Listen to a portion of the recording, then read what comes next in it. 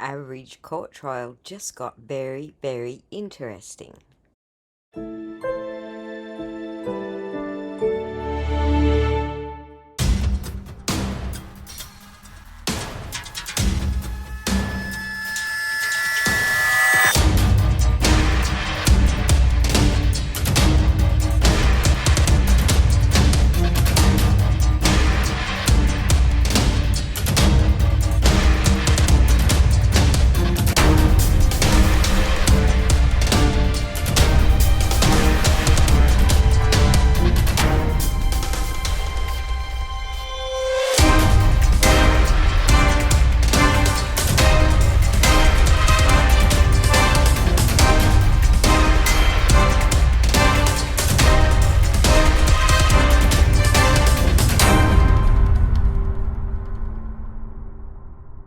Hang on, who's that muscly dude and the kid?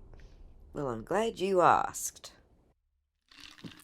Now, you guys better grab some vintage brawn, maybe some popcorn, your favorite treat, and sit down with your girl, sit down with your man, and listen to this story because your minds are about to be blown. Because my mind was blown, and being a journalist, I hear a lot of stories, trust me, a lot of stories daily. But this one takes the cake. Now, what am I going to talk about today?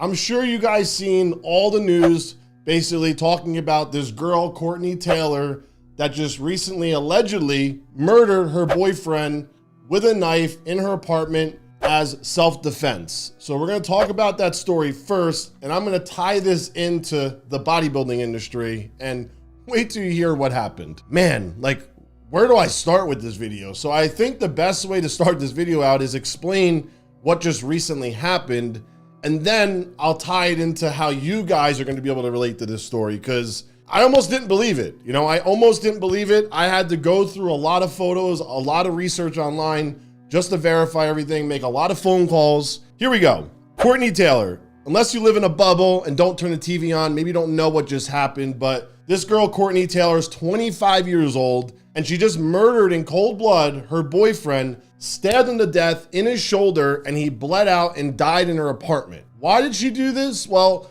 allegedly, she's been in a very abusive relationship with him, and there's a lot of witnesses that live in her apartment building that have seen him be very abusive towards her, put his hands on her. She put his hands on him. They would verbally abuse each other. It was a very toxic relationship, according to the people that have seen them together, even in public. Now, why is she so popular and why are we even talking about her? Well, she actually started out her career competing in bikini in the NPC. And she actually used to train at a Gold Venice gym in California. She used to work with a lot of other IFBB pro girls in bikini. She was a fairly good competitor. She had a really good physique. She actually won some shows in the NPC, but then she took her career to a different level and went to OnlyFans. Absolutely nothing wrong with it. I think it's a great move for girls. As long as they're comfortable doing OnlyFans, go for it. Make your money, girl. Now, she went to the next level and started doing sexually explicit content, if you know what I mean. And she has millions of followers online that follow her, so she's converting really well on OnlyFans, I'll say that, really well. She's become very popular. She's been dating a lot of rich black guys in the industry. Okay? Those are her words from the New York Post article, and that is the type of guy that she wanted. She wanted rich black guys. And that's gonna tie into the story in just a moment, so let me get through this part first. You're gonna understand why I made that statement here. This guy that she murdered, she said in that situation, he was coming after her, and she had no choice but to protect herself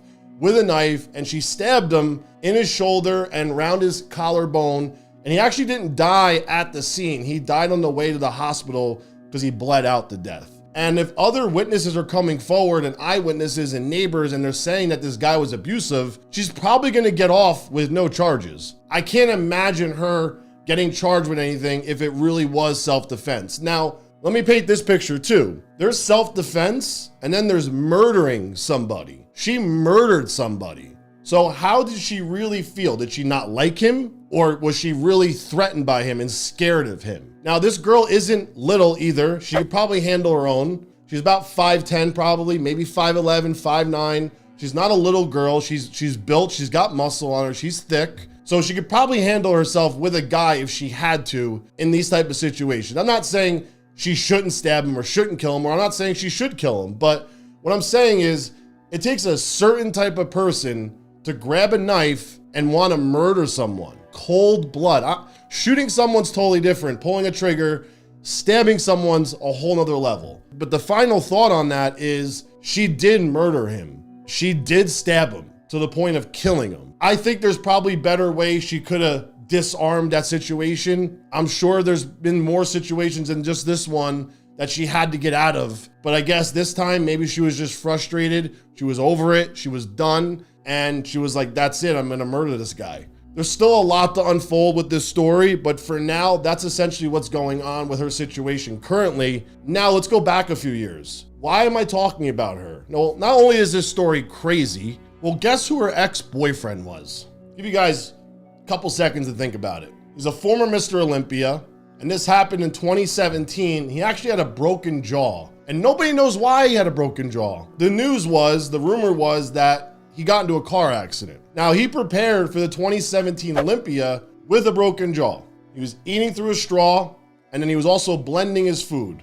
Now, who could this be? Sean Ronan actually dated this girl for quite some time. And actually, he cheated on his wife, Michelle, with her. Sean was living in California, and so was his girl. She was training at Gold's Venice. She wanted help getting ready for a bikini show in the gym training, and she has a YouTube. I found clips of her training online on Muscle Insider, training with different trainers in Gold Venice, but I did find this photo of her and him together after she won the Brew City MPC class bikini. This is them together. The reason she broke Sean's jaw, she uppercut him and shattered his jaw, because she found out that Sean was lying to her about not being single. He was actually married with a child, and he was lying to her, and he was also lying to his ex-wife, Michelle, at the time. So he got caught, and she confronted him. She broke his jaw with her fist. She uppercut him. Fast forward, this very well could have been Sean Ronan getting stabbed to death by this girl if maybe they were dating longer,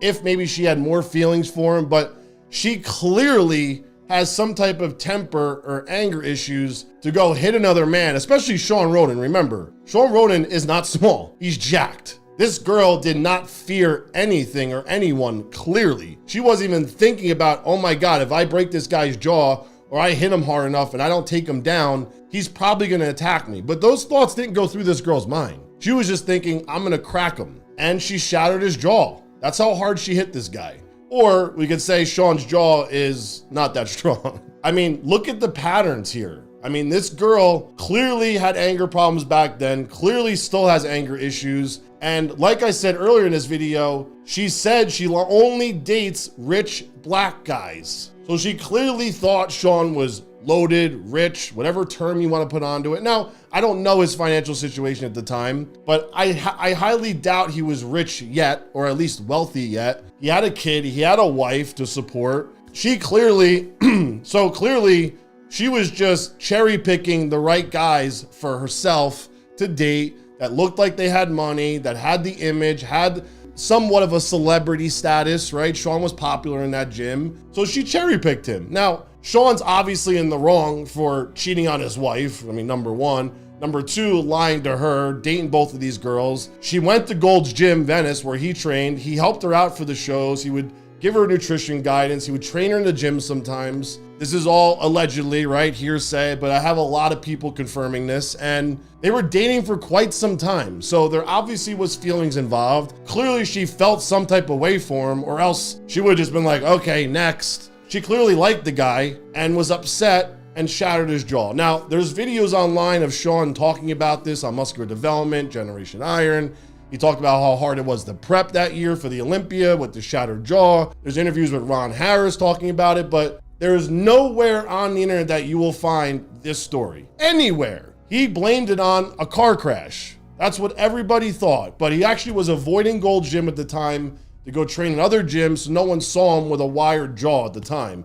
He talked about it later on, like 2019, 2020, started talking about it, but nobody knew at the time why Sean didn't look that good that year. No one had any idea. This story is absolutely mind-boggling to me that now this girl, 2022, murdered somebody, and who knows if Sean was still dating her, ended up with her, That could have been Sean very easily. That could have been Sean. It just shows you guys how small this world is, how small our industry is. And look at this girl. You would never imagine she'd be able to kill someone, to stab someone to death and watch them bleed out on your floor in your apartment and roll around the blood. Your dog's licking it off of you. It's probably not even her blood, most likely. It's just, the whole story is absolutely sickening to me and crazy to me. And what makes it crazier is that Sean Roden dated this girl. So many people still wonder to this day why Sean Roden's jaw was broken. And I always see it on forums. I always see it on old videos that they post about him. And people are like, what happened to his jaw? No one had any idea. Now we're here and the story comes out and it's absolutely mind-boggling. But I'm gonna finish my tiramisu vintage brawn. Interesting, right? And you guys know I wouldn't be me if I didn't try to corroborate some of this story. Clearly I don't have any contacts in the bodybuilding industry, but I was able to corroborate most of the story. And I did actually find the video where Sean was talking about his broken jaw. So when did you get the wiring off your jaw? When did that come off? When was it? I mean, obviously it impeded most of your prep, but it didn't stop you. I didn't have an off season. Let's put it that way. Right. Okay. For me, it was there was no off season. It was like jaw was breaking in February, wire shut. March, April, May, and I was just kind of like, you know what? I'm not going to say a word to anyone. Like, I'm just going to train. And I remember I took some pictures in June, and man, it was the pictures look horrible. Right. I remember looking at these pictures and I was just like, oh my God, like seriously, like, are you serious, dude? Like, I mean, look at the picture. I'm like, okay, my knees are ashy. I was like, okay, this is gonna be a challenge. Sure, but put aside the eating thing. Didn't it hurt when you trained as well, with the blood pumping and? Yes. Oh man, what? As I said, I learned so my pain threshold that prep. Yeah. Because I could not clench, and if I clench, there's a slight chance I might actually crack my jaw. Yeah. From actually it being recovered, and that was actually one of the hardest things. After I got the wires taken out, and I thought I was going to be able to eat. It was like, no, you can't chew anything. It's like, now that the wires are off, you have to be even more careful. It's like, you can't chew bread, you can't chew steak. Doctor was like, pretty much anything that you do just have to be mush. So I'm like, I went from drinking soup to eating mush. He's like, and, that's a good quote. I like had to do that for like another month, because he was like, now you have to retrain your jaw. Yeah. As far as not to just bite down. Right. Like, it has to be like a soft chew. He goes, honestly, you could chew a piece of bread and you could re-crack your jaw. Because you don't understand the force that your mouth used to chew. So it's like, you have to be very, very careful. So if it's not, he's like, you could eat eggs, mashed potatoes. I'm like, are you kidding me? Baby food. I've been drinking eggs. I've been drinking mashed potatoes. I've been drinking salmon. He goes, but eat your applesauce, Sean. You don't want to hear. This is what you got to do. Wow. I bet you look like Bane in the gym with your mask on. It was, man, I had to learn to talk like a ventriloquist. It was like, so how are you guys doing? I remember, wow. You know what? And I was working. I was still going to expos and whatnot. Yeah. I remember being in Australia, and this guy trashed me in social media. Yeah. He was like, I came up to talk to Roden. He was such an ass. Like, I was supposed to talk to him. Yeah. And I had to send him a DM. I was like, dude, I couldn't talk. Like, my jaw was broken. Like, my mouth is wide shut because I'm trying to talk to him, but he was like, yeah, man, okay. I appreciate the support. Thank you. And he thought I was being a dick. And I was like... So there you go. He did have his jaw broken in February of 2017. Just like old mate said, I was also able to find the two events that he competed in with that broken jaw. One was on the 17th of September and the other was on the 24th of September. On the positive side, though, this guy's physique just flows beautifully, and that's what's earned him these top spots for the last few years. This is a guy who presents his physique in a very artistic way, and what we're going to do now is we're going to sit back and let you watch the posing routine of last year's Olympia runner-up Sean Roder.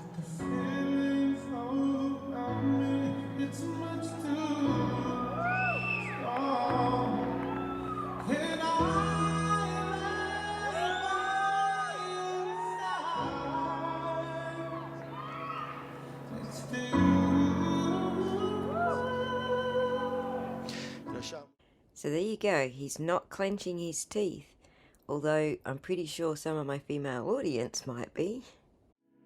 Next to you,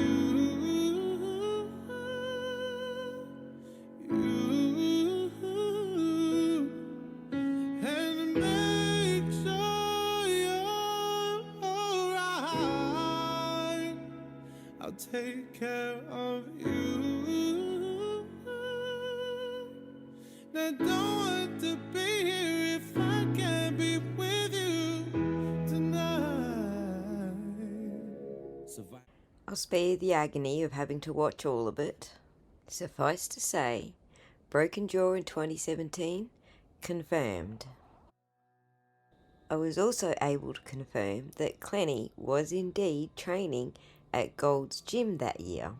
And on top of that, I was also able to confirm that his then girlfriend did have the child and thought they were together, planning a wedding for 2018.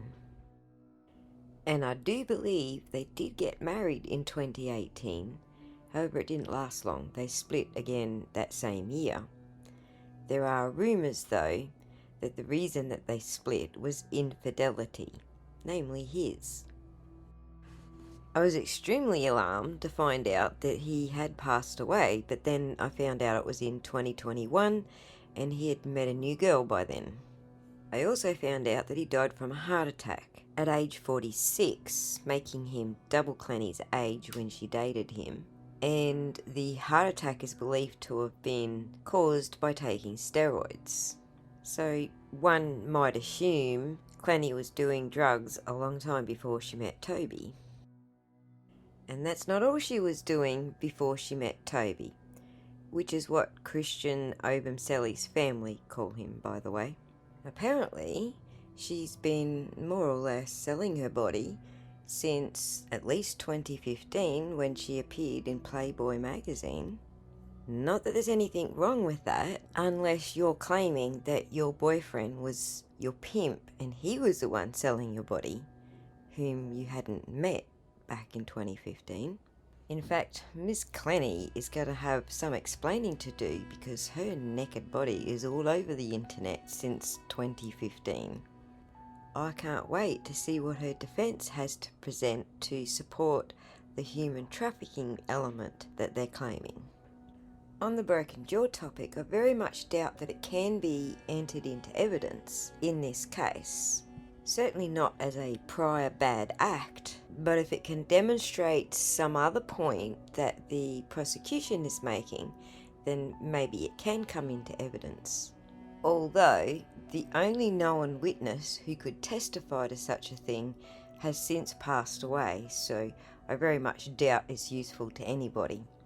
Nonetheless, I found this a very interesting rabbit hole because it demonstrates that she's not the poor little wilted flower girly girl who can't fight her way out of a wet paper bag. And while I was looking into the New York Times quote where she said she only dated rich black men, I found some other interesting things she also said. We have some special guests in the building. We have some beautiful ladies in the building. We have some 1%er OnlyFans celebrities in the building. For those who may not be familiar, the 1%ers of OnlyFans are those who have jumped or made the leap from soft porn to hard porn. And they are quite literally making millions. So before we get started, let's go around the room. Everybody introduce yourself. We'll start on this side right here. What's your name? My name is Courtney Taylor, and I am an influencer who does OnlyFans for a living. Hey, we are That's my Miami. shit. It'll be interesting to see what the defence presents as human trafficking, because my understanding of it is that online pornography is a form of human trafficking. Yet here, Clenny appears to be perfectly fine with the concept of trafficking herself. Wait, y'all know each other too. You know her. Yeah. We all know each other. Everybody knows each other. The four of us, we've all gone on a bunch of trips together. Yeah, that's how we know each other. Crazy fun times. Content trips, and you all like have orgies and it's shit. It's never like a plan to be a content trip. What's the most you've been with in an orgy? Like at one time. Like what? Like you 15? were also in this orgy. It was like 15 people orgy. I thought it was like 25. Maybe it was 25. It was a lot. And there were also you people. had a 25 people orgy. There were people watching who were it like was all girls or all women. guys? Yeah, all women, all girls, all women. It was all. It was girls. hot. Yeah, They were like, we were all like split up into like a bunch of like mini groups, like in one giant group, and like some groups moved to another. It was So all not like it was all all about. It was a flow. It was like a really flow. cool. It was about great. consent and like who was okay.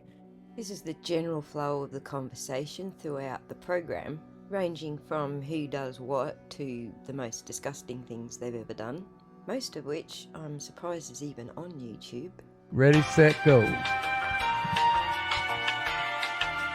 Let the person to your left Oh god. look through your eyes only Snapchat. I don't have Snapchat. I don't have no fucking nudes. What am I, a pervert? Here, let me do it again. We have to consent to these. We'll do one more. I don't have any nudes. I really don't. All right, really every don't. girl can pass on that. Ooh, yes. Oh Lord. I didn't read this spin. Kiss the person to your left. Whoa, wait. What if they're not single though? Yeah. I gotta call to that. It doesn't say where, guys. He can kiss the cheek or her forehead. Okay, well, there's some caution tape, right? Wait, so you can't kiss my forehead? What am I, your dad? That's like a dad kiss, like That's a forehead. a nice thing. Not bro while you're trying to kiss her. We have probably. That whole little caution tape thing, I think, is indicative that she does have a partner, she acknowledges she has a partner, and she doesn't want to be seen as doing anything flirtatious, which flies in the face of her current claim saying that she had broken up with him at this stage.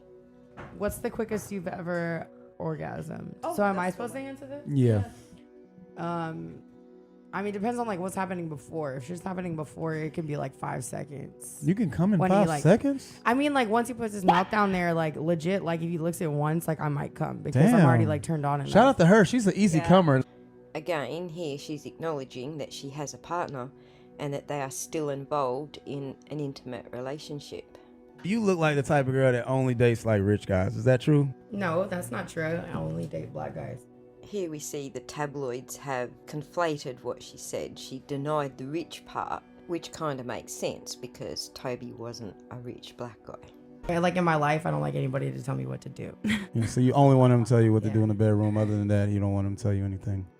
Right. I.e., she wears the pants in the relationship. And we will later listen to prosecution exhibits where Toby has actually recorded her asserting her control over him and applying rules to him that don't necessarily apply to her.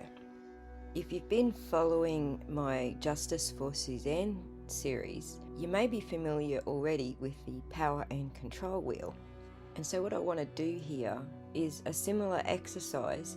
As the trial unfolds and information comes out that we can verify, I want to check off each section of the wheel to establish for ourselves who the person is in the relationship that has gained the power and control, and the means by which they've gained it. What we have learned so far is that the power dynamic tends to lean a little bit more in her favour. In the next episode, we will look into Toby's past to see where he sits in the power and control conundrum. But in this episode, we learned that Clenny is a lot more physically and mentally strong than her defence is presenting her to be. She has voluntarily trafficked herself since long before she met Toby. She's established financial independence through trafficking herself, that she's sexually adventurous, There was indications during the We in Miami interviews where she admitted she likes it rough in bed, so not saying there's anything wrong with any of that, just pointing out that this is what we've learned. She's also indicated that she mentally acknowledges that she is still in a relationship just days before the murder. And the most important one, of course, is that she does have control issues, and she admits it herself.